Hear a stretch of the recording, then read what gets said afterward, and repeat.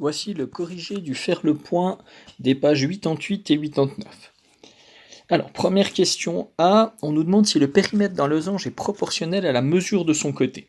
Alors, on sait qu'un losange a ses quatre côtés isométriques de même longueur, donc pour calculer le périmètre d'un losange, il suffit de multiplier le côté, la longueur du côté, par 4.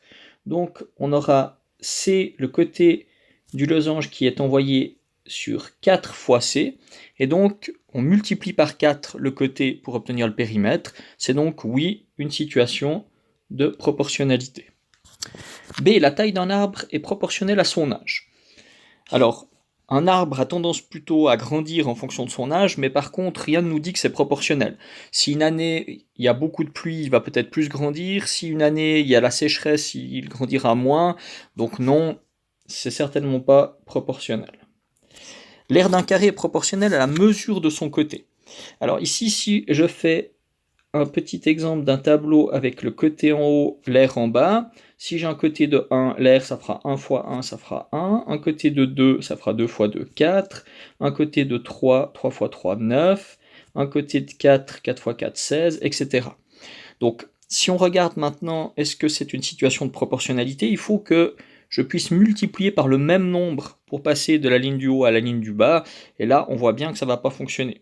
Ici, j'aurai fois 1 dans la première colonne, fois 2 ici, fois 3 ici, fois 4 ici. Donc en fait, on multiplie chaque fois par un nombre différent, donc ce n'est pas une situation de proportionnalité. Exercice 2. Le tableau ci-dessous décrit-il une situation de proportionnalité? Eh bien, comme on vient de le dire, il suffit de vérifier si on peut multiplier toujours par le même nombre pour passer de la première ligne à la deuxième. Donc pour passer de 3 à 6, je vais faire fois 2. Pour passer de 6 à 9, par contre, fois 1,5. Donc déjà sur les deux premiers, on voit qu'on n'a pas multiplié par la même chose. Donc non, ce n'est pas une situation de proportionnalité. Question 3. Un bouquet de 5 fleurs identiques coûte 24 francs. Combien devrait-on payer pour 11 de ces fleurs? Donc si on a ici le nombre de fleurs, en bas le prix, donc là c'est proportionnel. On sait que 5 fleurs ça coûte 24 francs, donc on va chercher le prix pour une fleur. Donc le prix pour une fleur, il faut regarder par quoi on multiplie 5 pour arriver à 24. Pour ça, on va faire le calcul à l'envers, on va faire 24 divisé par 5. Donc je vous rappelle, pour diviser par 5 de tête, on divise par 10. Donc 24 divisé par 10, ça fait 2,4. Puis on multiplie par 2. Donc 2,4 fois 2, ça fait 4,8. Donc une fleur coûte 4,8 francs, 4 francs 80. Et maintenant, on aimerait trouver le prix de 11 fleurs. Donc on met 11 dans le tableau. Et on aimerait trouver, donc on a vu qu'il fallait faire fois 4,8 pour passer de la première à la deuxième. Donc il faut multiplier 11 par 4,8. Donc pour multiplier par 11, c'est pas trop compliqué. On multiplie par 10 en premier. Donc 4,8 fois 10, ça fait 48. Puis on rajoute une fois 4,8.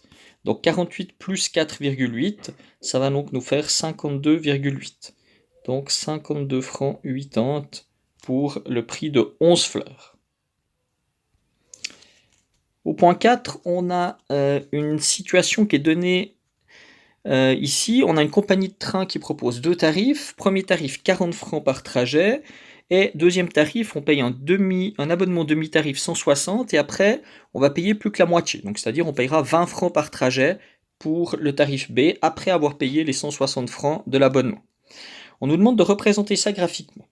Alors, j'ai déjà mis les flèches. Désolé, elles ne sont pas tout à fait alignées avec le quadrillage, mais j'arrive pas à faire mieux sur la tablette.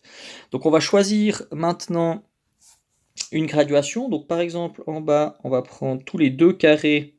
On va mettre ici le nombre de trajets qu'on fait. Donc ça, ce sera le nombre de trajets sur l'axe 1. Et puis sur l'axe 2, ce sera le prix dépensé. Et là, on va prendre 5 carrés pour 100 francs. Donc 5 carrés, 1, 2, 3, 4, 5, 200, 1, 2, 3, 4, 5, 300, 1, 2, 3, 4, 5, 400, etc. Donc si on prend 5 carrés pour 100 francs, ça veut dire que 1 carré, ça va représenter 20 francs. Donc, On commence par le tarif A, je vais prendre une autre couleur pour le tarif A. Donc le tarif A, en rouge, 40 francs par trajet. Donc un trajet, ça coûte 40 francs, j'ai un petit point ici. 2 carrés, ça coûte 80 francs, j'ai un point ici. 3, ça va coûter 120 francs. 4, ça va coûter 160. Et donc, je vais peut-être chercher directement 10 pour avoir des points assez éloignés. Donc 6, 7, 8, 9, 10. Et 10, donc, ça va coûter 400 francs pour 10 trajets.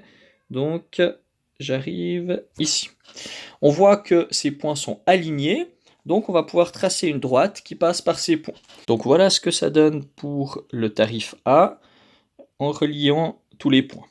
Maintenant, passons au tarif B. On va le faire en vert. Donc, on doit payer un abonnement demi-tarif à 160 francs. Donc, ça veut dire avant même de faire le premier trajet, on a déjà payé 160 francs. Donc, 0 trajet, ça va nous coûter 160 francs. Donc, un point ici. Après, un trajet, ça nous coûte 20 francs de plus, puisque chaque trajet maintenant coûte 20 francs. Alors, calculons directement pour 10. Donc, si je fais pour 10 trajets, qu'est-ce que je vais payer? Je vais payer 160 francs plus 10 fois 20 francs, puisque chaque trajet me coûte 20 francs. Donc 10 fois 20, 200, plus les 160, ça fait 360 francs. Donc 10, je dois être à 360.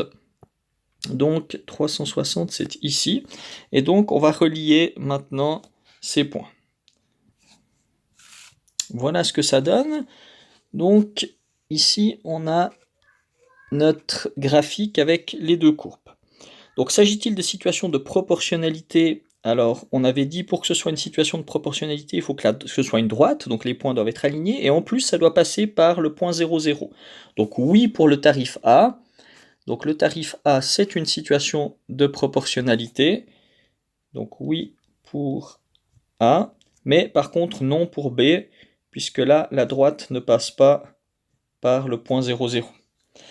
Maintenant, question C, si on doit choisir entre les deux tarifs, comment procèdes-tu? Eh bien, on regarde l'intersection entre les deux courbes. Donc l'intersection entre les deux courbes, on voit que c'est ici. Et si on redescend, on voit que ça correspond à 8 trajets. Donc ça veut dire pour 8 trajets, c'est équivalent de prendre le tarif A ou le tarif B. Donc si on prend moins de 8 trajets, il faut prendre le tarif A. Donc, ce sera A pour moins de 8 trajets.